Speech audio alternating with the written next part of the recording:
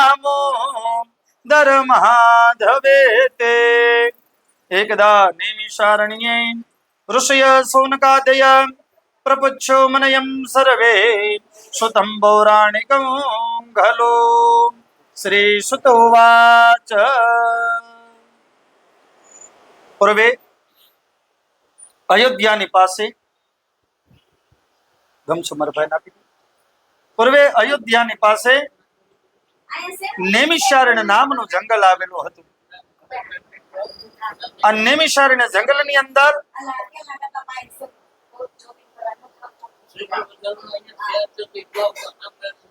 ખાલી એવું લાગે તમને ન ફાવે તમે ખોળા માંડી રાખો તો હાલ. આ નેમિષારણ્ય જંગલની અંદર ઘણા બધા ઋષિમુનિઓ રહેતા હતા, જેમનું નામ હતું શૌનકાદિક ઋષિમુનિઓ. ભગવાનની ભક્તિ કરે, ભગવાનનું નામ સ્મરણ કરે. એક દિવસની વાત છે, મહર્ષિ વેદવ્યાસના પ્રધાન શિષ્ય સુતમુનિ સુતજી આ નેમિષારણ્ય જંગલની અંદર તીર્થમાં ભ્રમણ કરતા કરતા આ બધા ઋષિમુનિઓને મળે છે. એમના ગુરુદેવ છે. ગુરુદેવને પધારેલા જોઈ આ બધા ઋષિમુનિઓ ઉભા થયા. ગુરુદેવને દંડવત પ્રણામ કર્યા, નમસ્કાર કર્યા, બેસવા માટે યોગ્ય સ્થાન આપ્યું, આસન આપ્યું.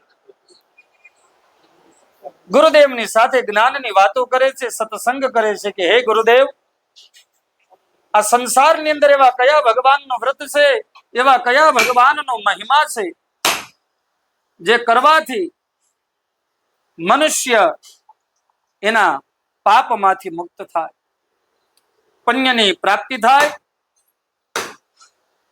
અને અંતે આત્માનું કલ્યાણ થાય, સદગતિ મળે. એવા કોઈ પણ ભગવાનની દિવ્ય પૂજા હોય, કોઈ પણ ભગવાનનો દિવ્ય મહિમા હોય તો અમને કહો, અમને સાંભળવાની ઈચ્છા છે. ત્યારે ગુરુદેવ કહે છે કે હે મુનિયો, એ છોકરાઓ ના પીજો કરી નાખશે, બસ થઈ ગયું.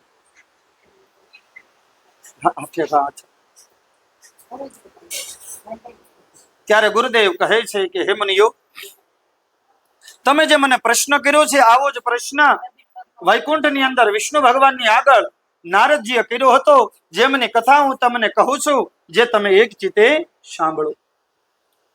ભગવાનનું સ્મરણ કરતા કરતા જે નારદ મુનિ એક લોકમાંથી બીજા લોકમાં ભ્રમણ કરે, એવા નારદ મુનિ એકવાર આ પૃથ્વી લોક ઉપર પધાર્યા. પૃથ્વી લોક ઉપર આવતા જ તેમણે ઘણા બધા મનુષ્યને દુખી જોયું. બીજાના દુઃખને જોઈને દુઃખી થાય, એનું નામ સંત, એનું નામ યોગી. નારદજી કહે, અરે રે, આ બધા મનુષ્યના દુઃખ કયા ઉપાય કરીને દૂર કરીશું?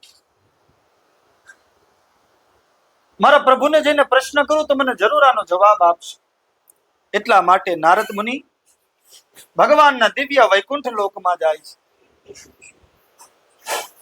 વૈકુંઠમાં જાવું, પહોંચવું સહેલું છે સામંતભાઈ, મનીષાબેન? નહીં. જેવી તેવી એમ કીધું છે, આત્માઓ પાપિયાઓ તો સાઈડમાં ગયા. સામાન્ય ભક્તો હોય ને, એ પણ ભગવાનના વૈકુંઠ સુધી તો શું સ્વર્ગમાં પણ નથી જઈ શકતા. સ્વર્ગ એટલું સુંદર છે, સ્વર્ગનો રાજા છે ઇન્દ્ર. સ્વર્ગ એટલું સુંદર છે ને, સ્વર્ગ કરતા પણ સુંદર હોય ને તો બ્રહ્માનો સત્યલોક, અને એ બ્રહ્મા કરતા કોઈ સુંદર હોય તો નારાયણનો વૈકુંઠ લોક.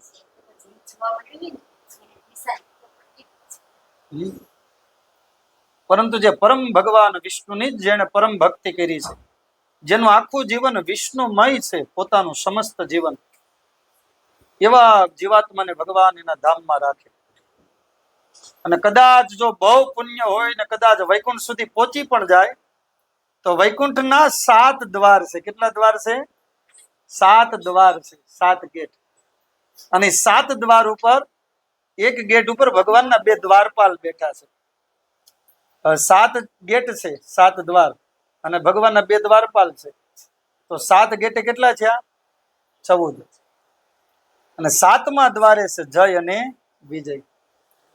અહીંયા પરીક્ષા કરે ને, છેલ્લે ન્યાય પરીક્ષા કરે.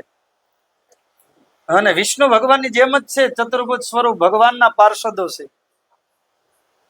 આખી આત્માનો ટેસ્ટ લઈ, બધા પ્રશ્ન કરે, તમે બધી ભક્તિ કરી, બોલો, અમે જ્ઞાન પૂછે એનો જવાબ આપો. જેમ જેમ જેમ જેમ એની પરીક્ષામાં પાસ થાય કે કાંઈ વાંધો નહીં, હવે આગળ વધો. જેમ કોઈ એક ગેમ હોય ને, ગેમના 7 લેવલ હોય ને, પડાવ, એમાંથી અહીંયા પાર થવું પડે. અને છેલ્લા દ્વારે એ ભગવાનના પાર્ષદો જય અને વિજય જો હા પાડે, તો મનીષાબેન એમ માનવાનું કે આપણો જય અને વિજય થયો આત્માનો. પછી માની લેવાનું કે હવે આપણને વૈકુંઠમાં જવાની એન્ટ્રી મળી. જેમ કોઈ વિદેશમાં ગયા હોય, ન્યાય પરીક્ષા કરે ને એ અને ન્યા રેડી લાગે તો ઓકે, નક્કી ન્યાથી એરપોર્ટ ઉપરથી મોકલી દઈ, નો હાલો જવા દો પાછા. સેમ એવું છે. અને ભગવાનના પાર્ષદો કેવણ છે કે સામાન્ય કોઈ દેશનો રાષ્ટ્રપતિ અને પ્રેસિડેન્ટ હાલતો હોય, પ્રાઇમ મિનિસ્ટર જે દિલ્હીમાં બેઠો છે, અને એની ફરતે એના કમાન્ડો હોય ને, એની રક્ષા કરવા વાળા, એમાં ભગવાનના 14 એના ગણ છે, પાર્ષદો છે. એની આજ્ઞા વિના વિષ્ણુના દર્શન થાય નહીં. કેવા છે જોરદાર. પણ મારે એ કથા કેવી છે, આ કથા નથી આવતી, આ કથા વિષ્ણુ પુરાણમાં આવે છે. તમે કીધું ને, તમે બોલ્યા એટલે મને ગમ્યું કે રોજ જયારે જયારે કથા કરી તે નવું નવું જાણવા મળે. આ નવું તમને કીધું, વિષ્ણુ પુરાણની આ કથા કીધી. પણ આ જગતમાં 5 જ વ્યક્તિ એવા છે, હવે તમને વધારે મજા આવશે,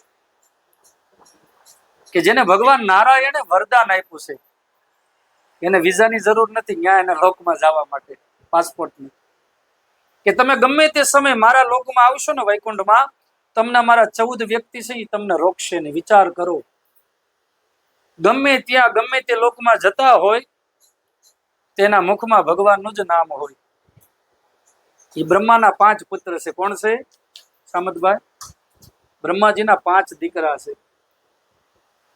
5 દીકરાના નામ છે સનક, સનંદન, સનાતન અને સનત કુમાર. અને આ 4 ભાઈઓથી બધાથી નાના 5મા નારદ. ના 5 ભાઈઓ જયારે મોટા થયા, નારદજીએ કીધું કે છોકરાઓ બેટા, કે હવે તમારા વિવાહ કરવાના, લગ્ન કરવાના છે. હે છોકરાઓએ ના પાડી સામતભાઈ, નહીં ભાઈ, ઈ માયામાં નથી પડવું. પત્ની છે માયા છે, સાંભળજો. એટલે ભગવાનનું ભજન ન થાય, પછી એનું કમાવું, હાડી ને કપડા, નાન તેન, લગ્ન પ્રસંગ, બ્યુટી પાર્લર, મકાન બનાવવું. કીધા હતા ને, ચા પીવાની મૂકી દીધો, હપ્તા આવે છે. હે આ બધા ખર્ચા કાઢવા, તો ભગવાનની ભક્તિ થાય નહીં, ધંધે જવું પડે.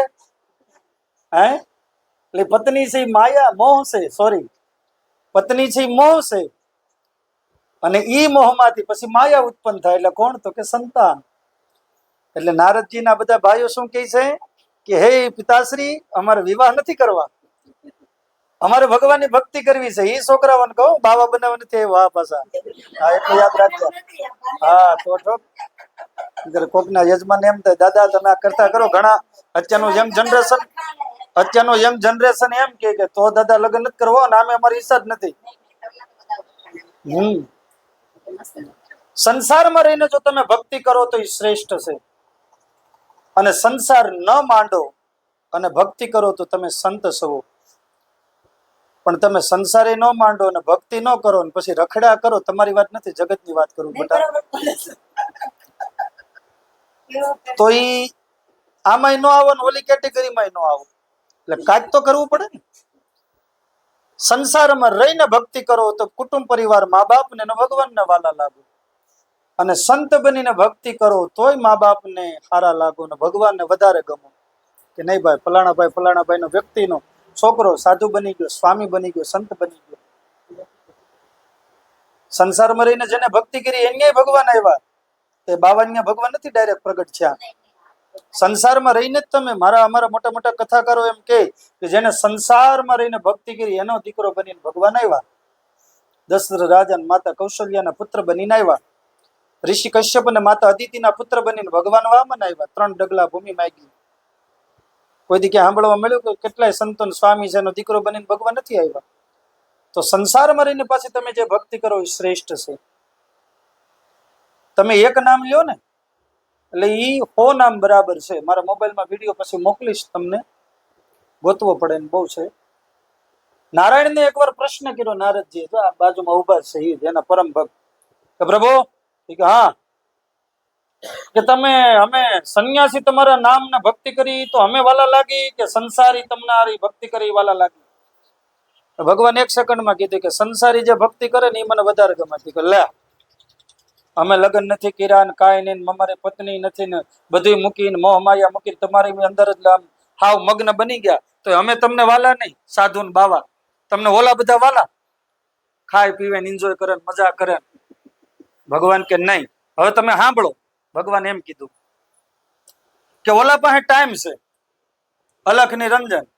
બાવા પાસે તો સંતો હોય, યોગી હોય ને શું હોય, 50 શિષ્ય હોય એટલે કે એક શિષ્યને કે ચા લેકે આના, એક શિષ્યને કે ખાંડ લેકે આના, એક શિષ્યને કે દૂધ લેકે આના, એકને ચટણી અડધા દાણા જીરું કહી દે ને બનાવો ને બધા ખાઓ, અલખ નિરંજન.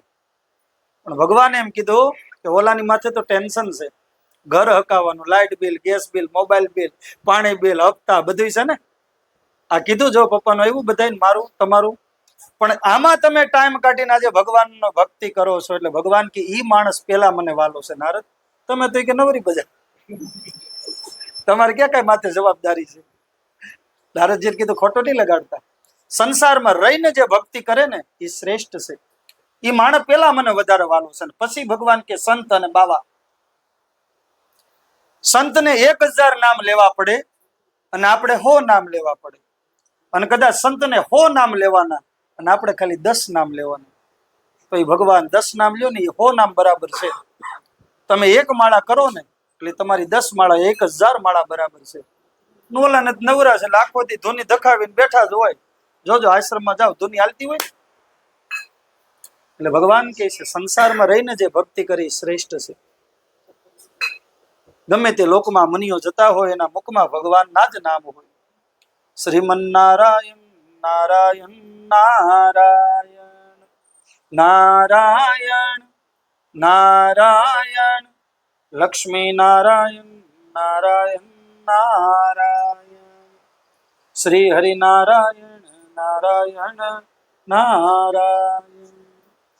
જયારે આ નારદજીના બધા પધારે ને ત્યાં ભગવાનના પાર્ષદો આમ સાઈડમાં હટી જાય, માથું નમાવે, પધારો મુનિવર, અમારા ભગવાને તમને વરદાન આપ્યું છે, રોકાય નહીં, પધારો, વૈકુંઠમાં તમારું સ્વાગત છે. એ વ્યક્તિની ભક્તિ કેટલી છે જોરદાર. ભગવાનને જઈને હારે સ્વયં ભગવાનની સામે, આપણી ભાષામાં કહીએ તો આમાં ફેસ ટુ ફેસ લાઈવ જે વ્યક્તિ વાત કરતો હોય એ જેમ તેમ તો ન હોય. કોઈ મોટો રાજકારણનો પદાધિકારી હોય અથવા તો કોઈ મોટો સાહેબ હોય એની હારે જવું હોય અને એની મીટિંગ હોય એની હારે બે, તો એનો પ્રોટોકોલ હોય એ આપણે ફોલો કરવો પડે, મર્યાદામાં, શિસ્તતામાં, ડિસિપ્લિનમાં. ત્યાં તો કઈ જેમ ભાવે એમ બેહાય નહીં, કઈ આમાં માવો બાવો લ્યો સાહેબ ના હાલે, બહાર નીકળે તરત કહી દે કે નહીં? હે, આ તો સ્વયં ભગવાનની હારે જે વ્યક્તિ વાત કરતો હોય છે તે વ્યક્તિ સામાન્ય હોય? ભગવાનનું એટલું દિવ્ય તેજ છે, એની સામે એના દર્શન કરે છે, એની ભક્તિ કેવડી છે. વૈકુંઠમાં જઈને સીધું ધડ દઈને હામો જ ઉભો રહી જાવ એટલે એની ભક્તિ એનું વરદાન છે. ભગવાનની પેલા સ્તુતિ કરી, ભગવાન યોગ નિંદ્રામાં લીન છે. યોગ નિંદ્રામાં લીન રહીને ભગવાન સુતા નથી. સમસ્ત બ્રહ્માંડ થી માંડીને પૃથ્વી સુધી અને પૃથ્વીથી માંડીને આપણને બધાઈને દરેક જીવ માત્રનું હાલવું, ચાલવું, બોલવું, ખાવું, પીવું, સૂવું અને નિંદ્રા કરવું અને ઈ નિંદ્રા ની અંદર પાછું સપનું જોવું, આ બધું ભગવાન વિષ્ણુ કરે. કોણ કરે છે? ઈ નારાયણ. મારીને તમારી આંખે જે કાંઈ પણ બધું દેખાય છે આકાશથી માંડીને આકાશથી ઓલી બાજુ અને આ સામાન્ય જીવા જતા હોય, આ બધાનું સર્જન ભગવાન બ્રહ્માએ કર્યું છે, વિષ્ણુએ નથી કર્યું. બ્રહ્મા સર્જન કરી શકે, કેટલી સુંદર દુનિયા બનાવી, સમુદ્ર બનાવ્યા, નદીઓ બનાવી, વૃક્ષો બનાવ્યા, માના ગર્ભમાં બધાનું સર્જન કર્યું, ફળ ફૂલ બધી વસ્તુ ભગવાન બ્રહ્માએ બનાવી. એ બ્રહ્માંડથી માંડીને આ બધાને ટકાવવાનું કામ ભગવાન કોણ કરે? પાછા વિષ્ણુ. 3 કાર્ય છે, ઉત્પત્તિ, સ્થિતિ અને લય એટલે કે પ્રલય. ઓલા બ્રહ્માંડથી માંડીને આ બધાનું સર્જન કરી શકે પણ પાલન ન કરી શકે. એટલે પાલન પોષણ કરવા માટે પછી વિષ્ણુની જરૂર પડે. એટલે વિષ્ણુ બ્રહ્માંડથી માંડીને આ બધું જ પાલન પોષણ કરે. અને વિષ્ણુ પાલન પોષણ કરી શકે પરંતુ સંહાર, મારવાનું કામ એ ન કરી શકે. એટલે જરૂર કોની પડે છે? એટલે શિવની. કોની? એ રુદ્ર છે. એટલે 3 ગુણ છે મનીષાબેન સામતભાઈ, સત્વ, રજસ અને તમસ. આ 3 ભગવાન છે. સત્વગુણી કોણ છે? તો કે ભગવાન વિષ્ણુ, ગુણોમાં શ્રેષ્ઠ કીધું. પછી રજોગુણી કોણ છે? તો કે બ્રહ્મા. અને તમો ગુણ કોણ છે? તો કે જેને ગુસ્સો આવતો હોય, ક્રોધ, એની પાસે શક્તિ છે મહાકાલી. જેને ક્રોધ આવી જાય તો એ તમો ગુણી કીધો છે. અમુક માણસને ગમે એટલો બતાવો તેને ક્રોધ ન આવે, શાંત હોય. વિષ્ણુ ભગવાનનો શ્લોક જ છે, શાંતાકારમ. કહીશે ભાઈ, કાંઈ વાંધો નહીં. અમુકને કીધું ન થાય, હા એ બધું થઈ જાય ભાઈ, બંધ તને બતાવ્યો ન થાય, તો એ તમો ગુણી હોય. અને રજોગુણી કોને કહેવાય? રજોગુણી કોને કહેવાય? કે 2 વાટકા અંગુર રબડી શ્રીખંડ અને 3-4 લાડવા ખાધા હોય ને એને એમ કીધું લેતો 2 ગાંઠલા દીધા, પડ્યો રહેવા તેને આળા સડે છે, એને રજોગુણી કહેવાય. રાજા મહારાજા ખાય પીવે ને મસ્ત રહીને આરામ કરે. દીમાં 3 વાર ખાવાનું કીધું છે, પણ એ 3 વાર ખાય, 3 વાર નાસ્તો કરે, એને રજોગુણ કીધો છે. અડધી કલાકમાં માવો ખાતો તો પાછો અડધી કલાકમાં પાછો માવો ખાય, એને રજોગુણી કીધો છે. એ આનંદી હોય, એ પ્રમાદી હોય, હરવા ફરવાનો શોખીન હોય, બધી જ વસ્તુનો ભૌતિક સુખોનો, એને રજોગુણ કીધો છે. પણ એ ગુણ સારો છે, બધા ગુણ સારા છે. રાક્ષસો તમો ગુણી હતા તોય ભગવાનની ભક્તિ કરતા. ભલે તમારે પ્રકૃતિ દ્વારા તમારા જે ગુણો હોય, પણ એમાં રહીને ભગવાનની ભક્તિ કરો એ જ શ્રેષ્ઠ છે. પણ અમુક માણસ શાંત હોય પણ હાવ નાસ્તિક હોય તોય શું કામનું? હે? અને અમુક માણસ ક્રોધી હોય તોય ભગવાનની ભક્તિ કરતો હોય તો ભગવાન કે એ માણસ શ્રેષ્ઠ છે. ગમે એ ગુણ હોય પણ ભગવાન કે મારું નામ લેવો જોઈએ. કારણ કે ઈશ્વરે આ બધું સર્જન કર્યું માના ગર્ભમાં આપણને, એટલે આપણું કર્તવ્ય છે. ગરુડ પુરાણની કથા કરું ને એમાં પહેલા દિવસે હું ભજન ગાવ સામતભાઈ, કે તમે ભાવે ભજી લો ભગવાન, જીવન થોડું રહ્યું. એમાં આવે કે એને દીધેલા કોલ તમે ભૂલી ગયા. માના ગર્ભની અંદર મળ, મૂત્ર, રુધિર, વિષ્ટા આ બધું ભરેલું હોય, એમાં જીવ પીડ્યો હોય. એ બાળક આમ ન બોલે પણ એ આત્માથી બોલતું હોય, ભગવાન મને આમાંથી કાઢો, મને નથી આમાં રહેવાતું. ક્યાંય એક શ્વાસ ન લઈ શકે. ભગવાન કે હું તને જન્મ આપું, કાઢું તો હું દે મને? ભગવાન હું દઈ, હું તમારું નામ લઈ. જેવો જન્મ થાય ને એટલે હું એટલે હું અહીંયા, તું ત્યાં. ગરુડ પુરાણમાં કહે છે જેવો જન્મ લઈ ને એટલે જીવને માયા ઘેરી લે છે. એ માયાના પ્રભાવમાં જીવ બોલે છે. એટલે એમાં કીધું છે કે એને દીધેલા કોલ તમે ભૂલી ગયા. માના ગર્ભમાં તમે ને વચન આપીને આવ્યા છો કે હે પ્રભુ હું તમારી ભક્તિ કરીશ, હું તમને નહીં ભૂલું. અને સાચો સંતો હોય ને સાચો વેરલો હોય ને એ ભગવાનને કોઈ દી ન ભૂલે. બાકી જે મોહ માયામાં પડી ગયો, સંપત્તિમાન, પત્નીમાન, ભાઈઓમાન, કુટુંબમાન, પરિવારમાં, એ ભગવાન કે નરકમાં જાય. પણ આમાં રહીને મારી ભક્તિ કરતો મેં પેલા કહી દીધું એ શ્રેષ્ઠ છે. એટલે કીધું છે સંતે કે ભાન કરાવે છે કે ચેતો ચેતો શું ભૂલ્યા સો ભાન, જીવન થોડું રહ્યું છે ને. કેટલું છે આ મેં કીધું ને, સંપત્તિ, ધન, વૈભવ, લોભ ને તો જાશે નહીં. આપણે ટાઈમ કાઢવો પડશે. હે છે ને, કેટલું કઈ ત્યજી નહીં શકાય, પણ એ આપણે સમય કાઢવો પડશે કે નહીં કથા કરવી એટલે કરવી જ છે, એટલે થશે. આપણો મનોબળ દ્રઢ હોવો જોઈએ. કહેવાનો ભાવાર્થ મારો એ છે. જઈને ભગવાનની સ્તુતિ કરી. ભગવાન યોગ નિંદ્રામાંથી જાયગા, શાંતાકારમ ભુજગ શયનમ પદ્મનાભમ સુરેશમ વિશ્વાધારમ ગગન સદૃશમ મેઘવર્ણમ શુભંગમ. શુભ કાર્યમાં જેનું આગમન થાય છે. લક્ષ્મીકાંતમ, જે લક્ષ્મી આખા જગતને ગાંડા કરે. જીવ નકરો પૈસો પૈસો પૈસો જ કરે, કમાઈ જ લેવું એમ. એ લક્ષ્મી આખા જગતને ગાંડા કરે. એ લક્ષ્મી નારાયણની પાછળ ગાંડી છે. એના ચરણ પાસે બેસીને એના ચરણોની સેવા કરે છે. વિચાર કરો તો એ નારાયણમાં કેટલી શક્તિ છે. લક્ષ્મીકાંતમ કમલ નયનમ યોગ ભેરધ્યાન ગમ્યમ. એવા ભગવાનને એમ કીધું કે વંદે વિષ્ણુ ભવ ભય હરમ સર્વલોકૈકનાથમ. ભય હરવા વાળા, ભય નહીં, ભય લાગી નારાયણ. ભગવાન યોગ નિંદ્રામાંથી જાયગા. સામે જોયું નારદજી છે, પધારો મુનિવર. તે નારદજીએ કીધું પ્રભુ હું આજે પૃથ્વીલોક ઉપર ગયો હતો, ત્યાં મેં ઘણા બધા મનુષ્યોને દુઃખી જોયા. પ્રભુ આ તમારું બનાવેલી દુનિયા છે, આ તમારું બનાવેલું જગત છે. હું જાણું છું. કર્મ પ્રધાન વિશ્વ કરી રાખા. રામાયણમાં એમ કીધું, ભગવાને આ પૃથ્વીનો નિયમ બનાવેલો છે કે જેવા કર્મ કરે એ પ્રમાણે જ એને ફળ મળે, અને કર્મની સજા, કર્મનું ફળ જીવને ભોગવવું પડે. ગીતાજીમાં ભગવાન કહે છે કે જીવ જન્મે છે અથવા તો જીવ મૃત્યુ પામે છે, તો એના કર્મને લઈને ભગવાન કહે છે જન્મે છે, ને એના કર્મને લઈને જ મૃત્યુ થાય છે, અને જીવ જાય છે.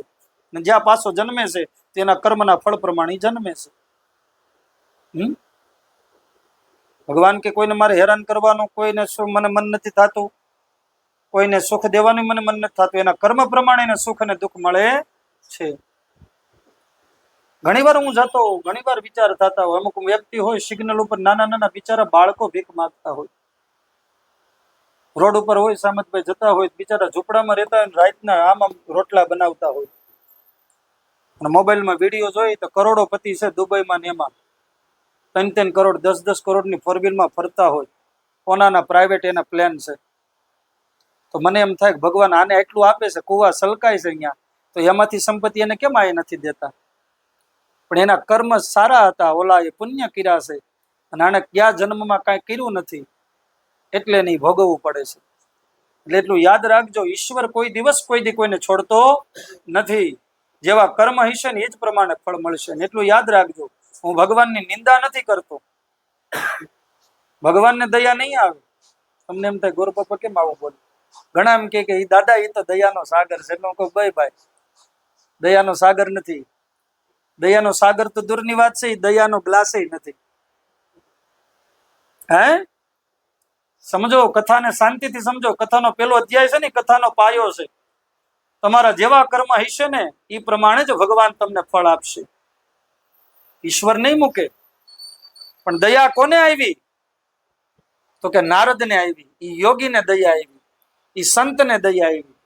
એ સાચો ગુરુ હોય, સાચો યોગી હોય, સાચો સંત હોય, વીરપુર જલારામ બાપા, બગદાણા જાવ બજરંગદાસ બાપા, આવા વ્યક્તિઓ હતા જે પરમ સંત થઈ ગયા. હતાદાર, પરબ, અમરમાં, આપા ગીગા, આ બધા વ્યક્તિઓને દયા આવતી ને એ આશીર્વાદ આપતા. પછી માણસના સામે પાપ નું જોવે, એનું બેકગ્રાઉન્ડ કે કેવો છે. આ વાંધો નહીં બટા, ખરું કાપ થઈ જાય. સમજ્યા? એટલા માટે કીધું છે કે આવો સંત, આવો ગુરુ ભગવાન કરતા શ્રેષ્ઠ છે. નારદજી છે ને એ સંત છે, યોગી છે. એ સંતને દયા આવી. બાકી ભગવાન તો હાલતું જ તું પૃથ્વી, ભલે હેરાન થતા. આપણે નિયમ બનાવે એકા કરો. પણ એ નારદજીને એમ થયું કે લાઈને આ બધાનું કલ્યાણ કરું. અને નારદે જઈને પ્રશ્ન કર્યો. ભગવાને હામી રીતના આપણે નથી કહેતા, દોઢાયા થઈને નથી કીધું કે નારદ મારું વ્રત છો, બધાને કહેજો જઈને કરે, સુખી થાય. નહીં, નારદજીએ પ્રશ્ન કર્યો કે પ્રભુ, હું જાણું છું કે તમે કર્મ પ્રધાન વિશ્વ કરી રાખા, બધાને તમે કર્મના ન્યાય તોલો છો. 250 ગ્રામ તો 250 ગ્રામ, 500 ગ્રામ 500 ગ્રામ, હું જાણું છું જેવા કર્મ એ પ્રમાણે.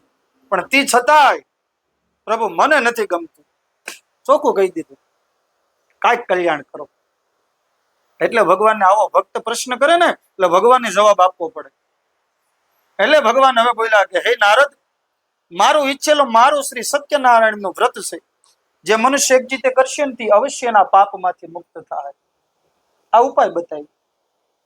પેલા તો પાપમાંથી મુક્ત થાય. આપણાથી પાપ થતા જ હોય, જાણતા અજાણતા. પેલા પાપમાંથી મુક્ત થવું પડે. પછી ભગવાન કહે છે આગળ કે એની મનની ઈચ્છા પૂર્ણ કરીશ અને અંતે એને સદગતિ આપીશ. તો પ્રભુ, આ તમારું વ્રત ક્યારે કરવું, કેવી રીતના કરવું, એ બધું મને સમજાવું. નારદજી કીધું કે હે ભગવાન નારદજીને કહે છે કે હે નારદ, મારું આ વ્રત સૌપ્રથમ તો કોઈ પણ દિવસે કરી શકાય.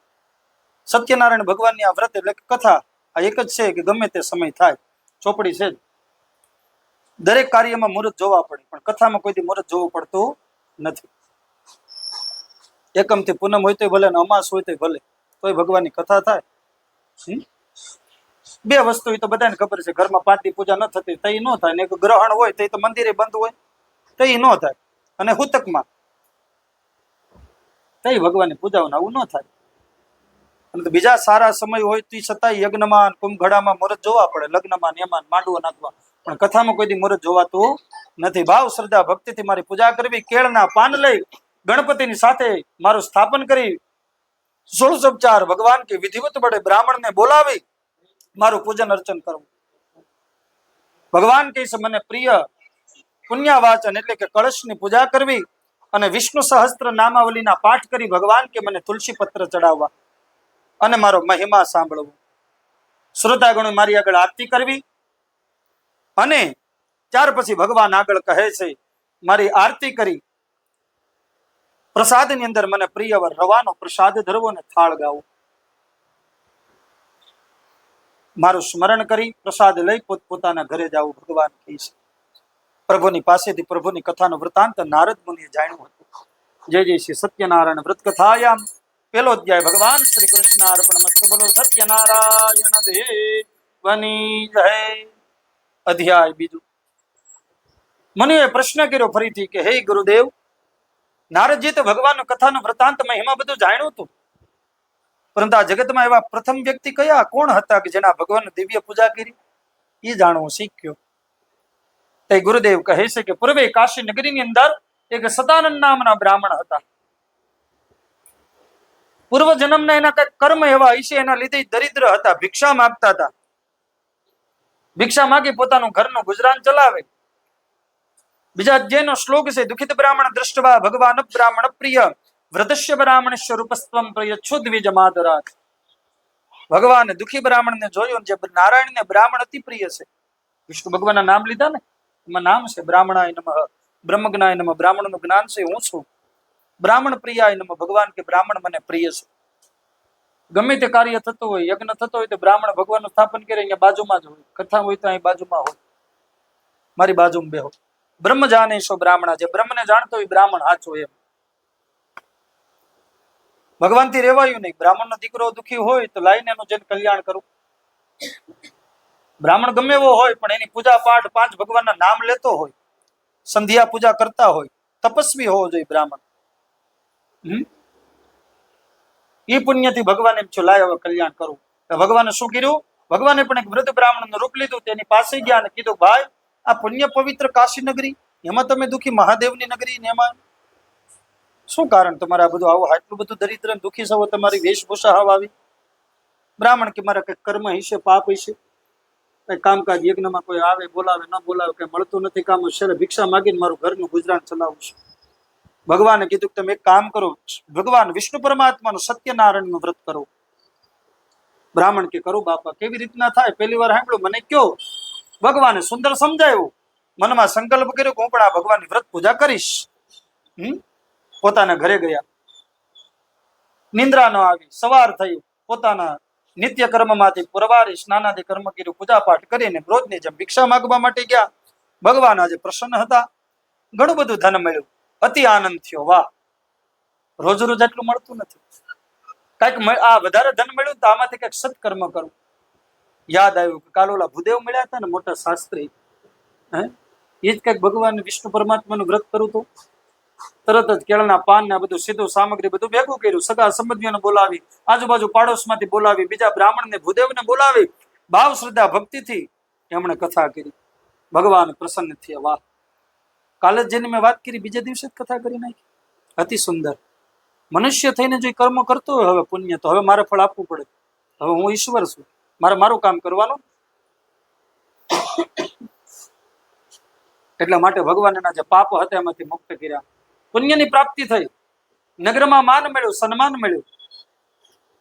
માન સન્માન મળે એટલે કામ મળે. ઘણી જગ્યાએ નથી કહેતા કામ સારું લાગે, દાદા તમારું કામ સારું, સરસ કથા બતા લાવો દાદા, તમારો નંબર આપો. 2-4 વર્ષ 7-8 વર્ષ જાય એટલે નથી કહેતા. બેઠે જ આવ્યો, છોકરે કીધું દાદા ગાડી બદલી નાખી, કે છોકરો તરત કે હમણાં વધારે કથાઓ કરી હોય ને એટલે થોડા ખારા પૈસા આવ્યા હોય. હા,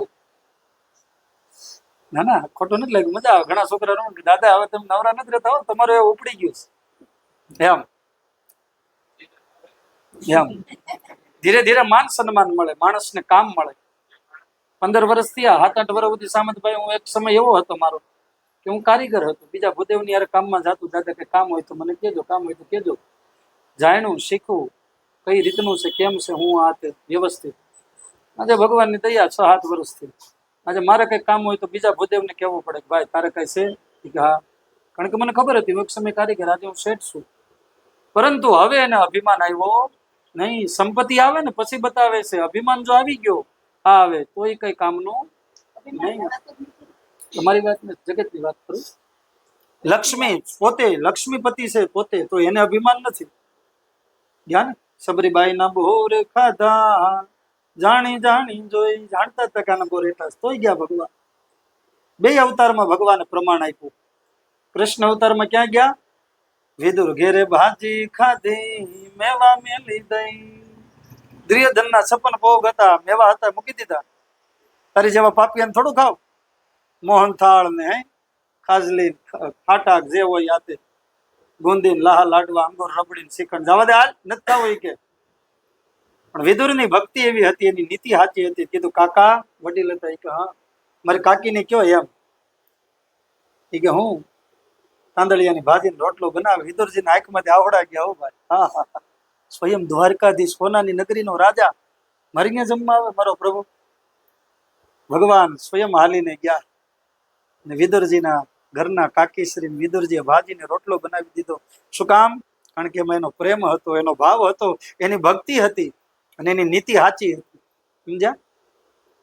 એટલા માટે કહેવાનો ભાવાર્થ એ છે કે જેને અભિમાન નથી, સૌ પ્રથમ તો ઈશ્વર ત્યાં છે. અભિમાન નો આવ્યો. બ્રાહ્મણ જીવા ત્યાં સુધી ખૂબ ભગવાનની ભક્તિ કરી. દર પૂનમના દિવસે કથા કરતા. વિચાર તો કરો, જીવા ત્યાં સુધી દર પૂનમે કરવું એટલે હે. અને આ બધું પુણ્યને ભેગું કર્યું અને અંતે છેલ્લે નો ક્યાં જન્મ છે? છેલ્લે આવશે. સ્વયં ભગવાનના દર્શન કરશે, ભગવાનની હારે લાઈવ છેલ્લે છે કથા એના મિત્ર બનશે. મુનિએ પ્રશ્ન કર્યો, હે ગુરુદેવ, હવે બીજી કથા કોણે કરી હતી? બ્રાહ્મણ પરમ સુખ ભોગવ્યું, તેને ત્યાં પુત્ર પૌત્રાદિક થયા. સારું જીવા, સંપત્તિવાન છે, ભક્તિ કરી, બીજું શું જોઈ? સારું જીવા, લાંબુ જીવા, દીકરા દીકરા દીકરા જોયા, લીલી વાડી જોઈ અને ભક્તિ કરી. આ શ્રેષ્ઠ હે પરમધામ ને પાયમાં. ગુરુદેવ હવે એક પછી એક અધ્યાય કહેતા જાય. પૂર્વે આજકાશી નગરીમાં ભીલ જાતિનો કઠિયારો જંગલમાં જાય, લાકડા કાપે, વેચન માંડ 2 પૈસા મળે, ઘરનું ગાડું આપે. એક દિવસની વાત છે, લાકડાના ભારા લઈ નગરમાં પસાર થાય. મધ્યાહનો સમય, તરસ લાગે, પીવા માટે પાણી જોતું હતું. કરવું એવું કે પૂનમ હશે ને આ બ્રાહ્મણ ભગવાનની કથા કરતા હતા, એના ઘર પાસે નીકળ્યો એટલે જોયું આ ઘરે કઈક પૂજા થાય છે, અર્થે હું પીવા માટે જળ માંગુ. ગયો ઓસરીમાં, બધા કેમ ગામડાના મકાન એમ હશે, બધા બેઠા હતા શાંતિથી. જોયું અત્યારે જળ નથી માંગુ, કઈક પૂજા થાય છે એમ. ત્યાં ને ત્યાં બેઠો. ભોળો માનવીને ક્યાં મોટો એવો બિઝનેસ છે. બેઠા બેઠા શાંતિથી કથા સાંભળતો તો બેઠો રહ્યો, સાંભળો, મજા આવી. કથા પૂરી થઈ. સતાનંદ બ્રાહ્મણને હાથે પ્રસાદ આપે બધાને. બ્રાહ્મણના હાથે પ્રસાદ લીધો, જળ પીધો, પછી પ્રશ્ન કર્યો, હે બ્રહ્મદેવ, તમે આ કયા ભગવાનની પૂજા કરો? શું છે આ? સતાનંદ બ્રાહ્મણ બધી વાત કરી કે આવી રીતના હું ભગવાન સત્યનારાયણનું વ્રત કરી, પ્રભુની કૃપાથી આ બધી ધન સંપત્તિ મને આપી. ઈશ્વરનો પાર માનો. ઈશ્વર જે આપ્યું ને એનો પાર માનવાનું ઘણું હે. એને પણ વ્રત પૂજા કરવાની ઈચ્છા થઈ. બધો મહિમા જાણી લીધો, સંકલ્પ કર્યો હું પણ કરીશ. પોતાના ઘરે ગયું. બીજા દિવસે સવારે કુહાડો લીધો, જંગલમાં ગયો. બિચારાનું કામ ઈ ધંધો તો કરવો પડે. જંગલમાં ગયા, 2-4 લાકડાના ભારા બનાવ્યા. લાકડાના ભારા લઈને નગરમાં આવ્યો. એક શેઠ હતો, એને બોલાવીને બધા લાકડાના ભારા ખરીદી લીધા. જે મહેનત નું થાય એને કરતા બમણું આપ્યું. અતિ આનંદ થયો. બધું લઈ લીધું, એક ખરીદી લીધું ને વધારે ધન આપ્યું. સારો વિચાર કર્યો, થોડુંક ધન કંઈક મળ્યું છે ને તો આમાં દાન કરું, સત્કર્મ કરું, કંઈક ધર્મનું કાર્ય. યાદ આવ્યું, ઓલા ભૂદેવ બ્રહ્મદેવ કાલે વ્રત કરતા હતા ને, એ જ કરો. બહુ ગયું. સતાનંદ બ્રાહ્મણના ઘરે દોડતો દોડતો ગયો, હે બ્રહ્મદેવ, હે બ્રહ્મદેવ, તમે કાલે ઓલી પૂજા કરતા હતા ને એ જ મારે કરવું છે. શું શું જોઈ બધું મને કેવું, હું લઈ આવું. હું કોઈને ઓળખતો નથી દાદા, તમારે આવવાનું તમે કરી દેજો. કે સારું બાપા. ભાવ શ્રદ્ધા ભક્તિથી સતાનંદ બ્રાહ્મણને બોલાવી અને વ્રત પૂજા કરી. ભગવાન પ્રસન્ન થયા. વાહ, બ્રાહ્મણને તો કીધું તું, આને કોઈ કીધું નથી, ખાલી જોવા માત્રથી કથા કરી. એટલો પ્રેમ, એટલો ભાવ, ભક્તિ. આના કઠિયારાના પાપ હતા ને એમાંથી મુક્ત કર્યો ભગવાન. હે આમેથી ઈશ્વર પાસે દોડીને આવ્યો ને એટલે હવે ભગવાન એના કામ કરે. અમુક માણા હોય ને કેવું પડે, હે ભાઈ રામના નામ લ્યો, રામના નામ. મંદિરે કોક દીક જાઓ, કેવું પડે. હે ભગવાન પ્રસન્ન થયા. જે 2 પૈસા વધારે મળ્યા હતા ને એમાંથી વાણિયાઓ સાથે વ્યાપાર કરવા માંડ્યો. ટૂંક સમયમાં એટલે 6 મહિના કે વરદીમાં 18 એવી ધન સંપત્તિનો એ માલિક થયો. ધીરે ધીરે કમાવા માંડ્યો, નફો થયો. શેઠ સાહુકારનો પદ પામી ગયો. 2-3 વર્ષમાં સંપત્તિવાન થયો. પણ અભિમાન આવ્યો નહીં. ધર્મના કાર્ય કરતો, દાન કરતો, સદકર્મ કરતો, ખૂબ ભગવાનની ભક્તિ કરી અને અંતે એ પણ ભગવાનના પરમધામને પામ્યો.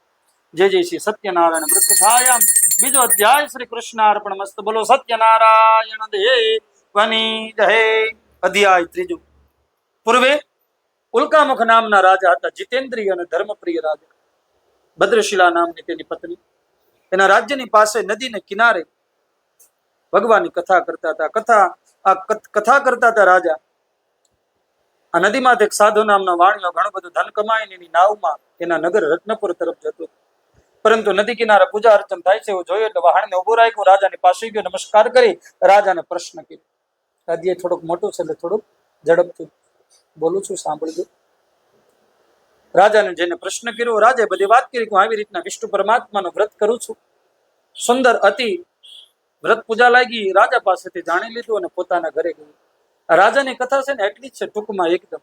અહીંથી હવે ચોથી કથા વાણિયાની ચાલુ થાય. વાણિયાના ઘરે ગયો. એના ઘરે જઈને પત્ની લીલાવતીને કહે, સાંભળ, હું જયારે આપણા ઘર તરફ પાછો આવતો હતો તે ઉલ્કામુખ રાજા સત્યનારાયણ ભગવાનની વ્રત પૂજા કરતા હતા. આપણે પણ આ પ્રસંગ કરશું વ્રત પૂજા, પણ આપણે અહીંયા ભગવાન પારણું ઝુલાવીને તો મનની ઈચ્છા વ્યક્ત કરી. થોડા સમય પછી એની પત્ની ગર્ભવતી થઈ. 9 માસ બાદ એક દીકરીને જન્મ આપ્યો. દીકરીનું નામ રાખ્યું કલાવતી.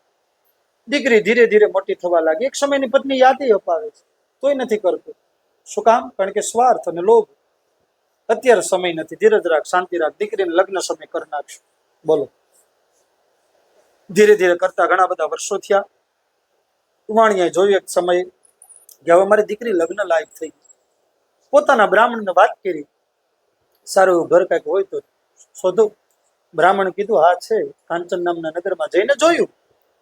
મારી જ્ઞાતિના છે, ધનવાન છે, દીકરો સંસ્કારી છે. આ ઘર મારી દીકરી આપો દુઃખી નહીં થાય એટલા માટે વણિકના પુત્ર સાથે પોતાની દીકરીને લગ્ન કરી દીધા. પણ ભગવાનની કથા ન કીધી. ભગવાનને ક્રોધ આવ્યો. હે વાણિયા, મારા વ્રતનું અપમાન, જ્યાં હું તને શ્રાપ દઉં છું, તારું સગળું પાયમાલ થશે, તારી ઉપર બંધન આવશે. 2 શ્રાપ દીધા ભગવાન. થોડા સમય પછી ઘણું બધું ધન સાથે લીધું વાણિયાએ. એના જમાની હારે લીધા. ઘણે દૂર એક ચંદ્રકેતુ રાજા નગરમાં જઈને વ્યાપાર કરે. 1-2 દિવસમાં રાજાની સંપત્તિ હોય ને રાજકોષ, એમાંથી એક ચોર ઘણું બધું ધન ચોરીને ભાગતો હતો. સિપાહી જોઈ ગયા, પકડવા માટે પાછળ દોડ્યા. ચોરે વિચાર કરી લીધો, હવે બચવું જરૂરી છે. ના બાજુ વાણિયો જમાય દુકાનના દરવાજા ખુલ્લા મૂકીને સુઈ ગયા. પડદા વાળી દુકાન નીકળી. એ સમય ચોરે દુકાન ખોલી જોઈને શાંતિથી ધનનો પોટલો મૂકી દીધો અને રાત્રિના અંધકારમાં વયો ગયો. સિપાહીઓ આવીને જોવે, ચોર નથી દેખાતો, પણ દુકાન ખુલ્લી જોઈ એટલે શંકા થઈ, નક્કી ન્યા ગયો લાગે. જેને તપાસ કરી તો એ જે ધનથી ભરેલું પોટલું જોયું, જે જોયું હતું ને એને ખંભે. વાણિયો જમાઈ સુતા હતા, બંનેને ચોર માની લીધા. અડધી રાત્રે 1-2-3 વાગ્યાનો સમય. અરે પણ કાંઈ નહીં, હાથમાં હથકડીઓ બેડીઓ જડાવીને સવાર થયું. રાજાને સમક્ષ હાજર કરીને વાત કરી, મારા રાજા બધું બન્યું. રાજાને ખૂબ ક્રોધ આવ્યો. જાઓ આ બંનેને કારાગૃહમાં પૂરી ગયો. એની દુકાનનું ધન લઈ લીધું. એટલે બીજી વાર ખબર પડે કેમ ચોરી કરે. અને 2-4 વર્ષ પૂરી રાખ્યા ને, ભગવાન બ્રહ્મ શ્રાપ દીધો, દુઃખ પડે. 2-4 વર્ષ પૂરી રાખે ને, થોડાક વર્ષો એટલે એટલા થાય. ના બાજુ માં દીકરીને ભીખ માંગવાના વાર આવી. પણ એક દિવસની વાત છે. વાણિયા નગરમાં કથા થતી. દીકરી કથા સાંભળવા માટે બેઠી. કથા પૂરી થઈને મોડી રાત્રે ઘરે ગઈ. દીકરી મોડી રાત્રે આવે એટલે ચિંતા થતી, બેટા ક્યાં હતી? દીકરી બધી વાત કરી માને કે માં આમ ભગવાનની કથા થતી તો સાંભળવા માટે બેઠી, લે આ પ્રસાદ લાવી.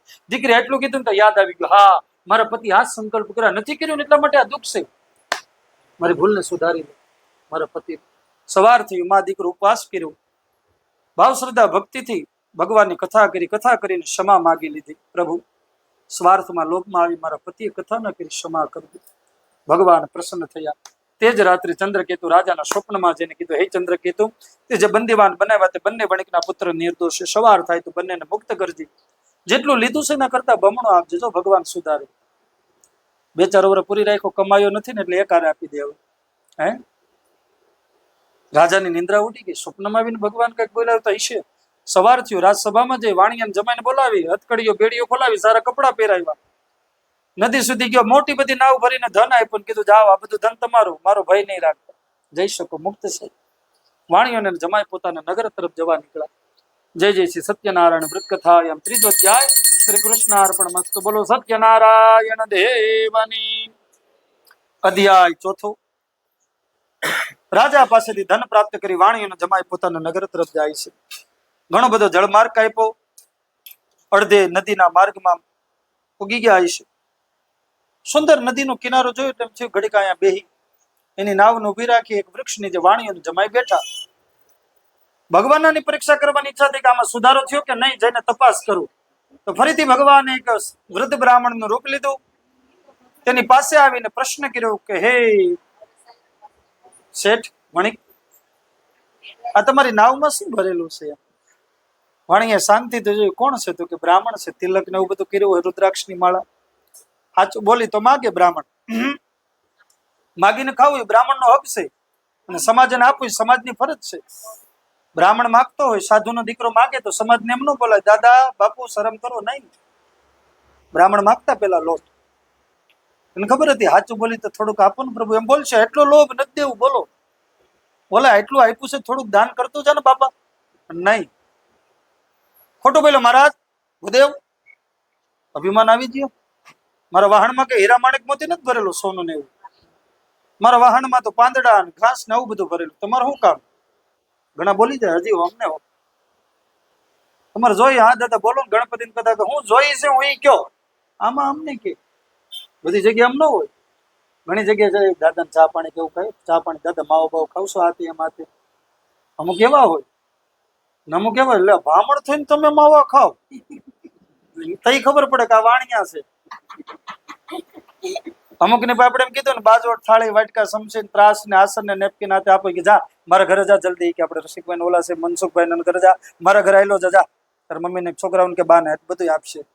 અમુક ને જઈને કીધું થાળી વાટકા ના ગોર તમારા બધું છે ને લખી દેવું જોઈએ, ટાણે અમને દોડાવો, કઈ ખબર પડી જાય વાણિયા છે છે બાપા. આને એમ કીધું કે 1100 રૂપિયા દક્ષિણા આપો તો મારતા મારતા ઘરે લઈ જાય. અગાઉ તમને નથી એવું કે તમારી વાત નથી કેતો, એમ તમારી વાત નથી.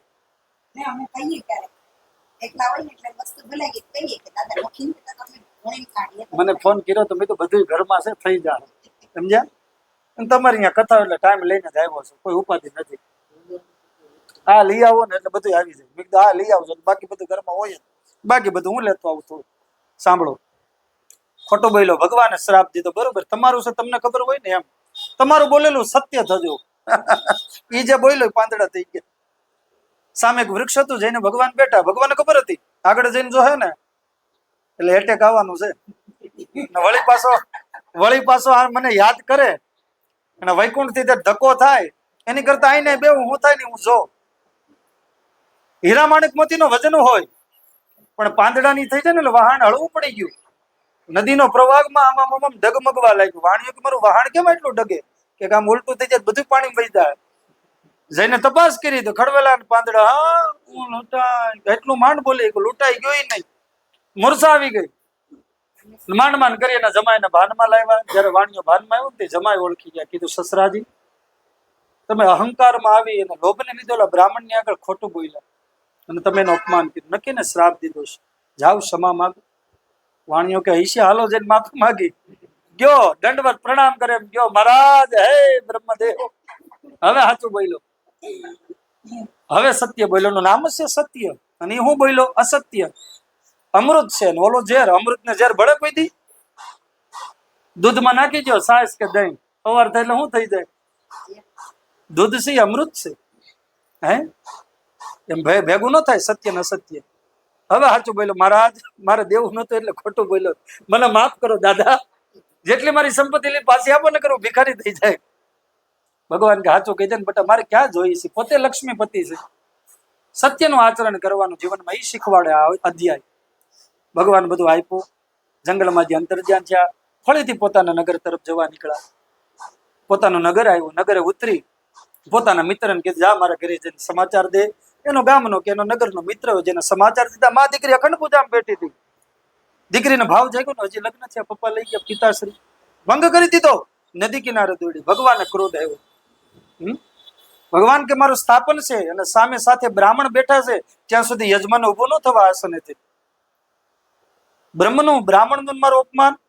ભગવાન કે આને પણ દંડ દેવો પડશે. ઉભું થવું હોય ને તો ભગવાન આસને ત્યાં પગે લાગીને ઉભું થવું. એટલે મેં કીધું બ્રાહ્મણ ની આજ્ઞા સિવાય ઉભું ન થવાય. બ્રાહ્મણ એમ કે ઉભા થાવ તો વાંધો નહીં. એને દંડ દીધો, એના પતિને દૃશ્ય કર્યા. નદી કિનારે આવીને જોવે છે, પિતા છે પણ પતિ નથી. દીકરી રોવે, ફરીથી દયા આવી, ગમે એમ તો દીકરી છે ને સ્ત્રી.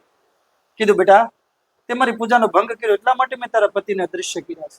આકાશવાણી સાંભળી દીકરી ઘરે ગઈ, પૂજા પૂરી કરી, ક્ષમા માગી. નદી કિનારે આવીને જોવે તેના પતિ ઉભા છે. વાણિયો ફરીથી પોતાના ઘરે ગયો, ફરીથી એને કથા કરી. જય જય શ્રી સત્યનારાયણ વ્રત કથાયામ ચોથો અધ્યાય. શ્રી કૃષ્ણ અર્પણ મસ્ત. બોલો દ્વારિકાધીશની. અધ્યાય 5. પૂર્વે તુંગધ્વજ નામના રાજા હતા. આને અભિમાન, ઓલાને લોભ.